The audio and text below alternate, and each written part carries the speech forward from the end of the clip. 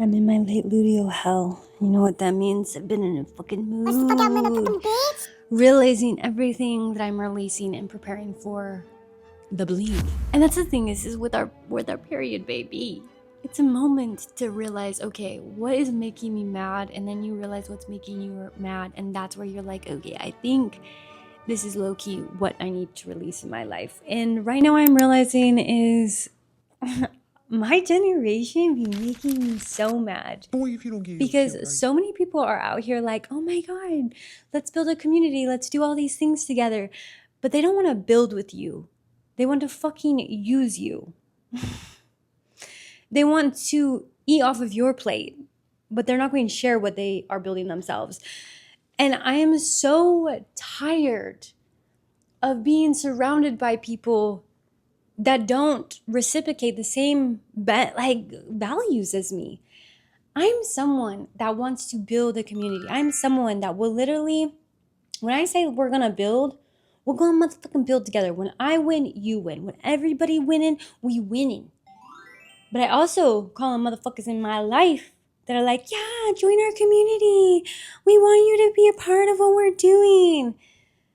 But no. What they actually want is they just want to benefit from what you built, but don't give a fuck about helping you in the building process. To those people. The thing is I really value community. I value collaboration, and I honestly think it's because I grew up alone with not very many family members, siblings. So when I'm winning, I really am like, everyone's fucking winning. And I noticed that a lot of people do not think this way. It's so interesting because in what I do and as an entrepreneur, something that I feel could be very simple for someone else, they don't even think about. And that's what's the most hurtful thing is I don't think they're doing it intentionally, but the fact that you don't even think about it is what hurts most. Yeah, Lemon, let him know. Gita, huh? For example,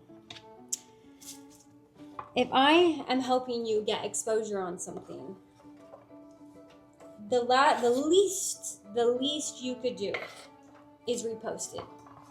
If I am taking time out of my day to give you feedback and give you a skill, the least you could do is tag me.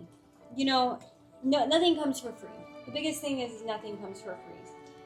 And if I'm helping you with your business, I'm not doing it just out of the niceness of my heart. I am doing it to see if we can build together. I'm doing it to see if I pour into you, if you'll pour into me. Because I am building a business also.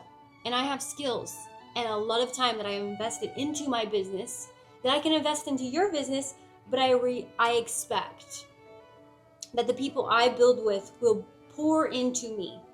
And the moment I catch that you're not going to pour into me, the moment I am like, wait, this seems very one way, is the moment I will pull my energy back. And that's the problem, is it's no one else's fault other than my fault. And I had to check in with myself. I give too much too soon. I assume people move like me, and I don't set expectations early enough. Hi, I am Aya, and I am spicy today. If you are new to the pod, welcome. I'm a clinical social worker, a solo entrepreneur, and a neurospicy little baddie. And I'm so happy to have you because we are no longer letting people use us, and we are speaking up and opening up our throat chakra. And today, that's exactly what we're doing. And as a solo entrepreneur, I'm really learning how to do this one step at a time. And the biggest thing I have learned is not everyone is here to build with you. And once you realize that not everyone's here to build with you, that some people are purely here just to gain something off of you, that's when everything shifts. Also, I've been living off of this mill. As someone that's neurodivergent, I definitely get hyperfixations on people, places, and things, specifically food. So, you know what? In a way, I guess my frustration too is I poured a lot of energy and I got really excited about what was starting to happen. And sometimes I need to realize that what I'm pouring into is not going to get me where I want to be. And if I actually took that energy and poured into myself, I would get to where I want to be. Yeah. I've been buying my eggs from the farmer's market. So I'm a spicy girl. Ultimately, how to stop feeling used is you need to set boundaries. And when I mean boundaries, bro, you gotta know what to expect. I give you this, you give me this. There is no, oh, I'm going to do this, and maybe they'll do this, because then you're just going to hurt your own feelings. However, I will say, I genuinely like to watch actions before I say anything. So let me give, and let me see how you reciprocate. Because if I have to address something, that just also shows that our values are not aligned. So if you don't necessarily think, okay, when so-and-so does this, I'm going to tag them into this because that's just what you do. That's what community and collaboration means. Then I just know, okay, our definition of community and collaboration is completely different. However, if you're going to take that, watching before you take action, or more so observing, you have to be okay getting your feelings hurt. And honestly, I'm done getting my feelings hurt. So I need to start setting expectations prior. I need to allow there to be more time before I actually give my energy to see how they move and if we share the same values. And ultimately, I need to be better at speaking up when my expectations are not being met, because the expectations were already set. And lastly, I think this is very specific to me, is I have attachment wounds. I want to be accepted and brought into a community and feel important and feel chosen. And so I also need to see how I am acting in ways that are trying to gain external validation, and realize that, you know what, I don't have to find people and prove to people that I'm worthy to work with. I will find people that see my work and see my worth and want to collaborate and give necessary credit in that way. And so if you are someone that's building a business kind of on your own like me, a little neurospicy baddie that is a bit sensitive to rejection, just know you're not alone. I think it's a trial and error. Ultimately, it's learning how to stop giving everyone access to your energy.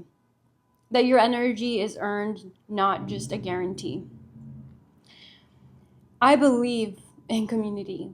I believe in reciprocation. I believe in genuinely helping someone. But because I genuinely help someone, I hope that they would genuinely help me.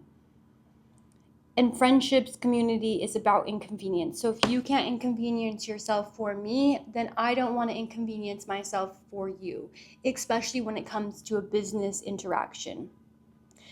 And ultimately, maybe I need to stop hoping that I'm going to be able to build something with someone, and ultimately believe and realize that I am the one that's going to build it and invite people in. So my question is to you, if you've ever felt this way, what is your biggest business red flag? Like, what have you learned within the realm of business and collaboration and community, and something you need to do prior to giving your energy to people that potentially could use it? We're baddies though.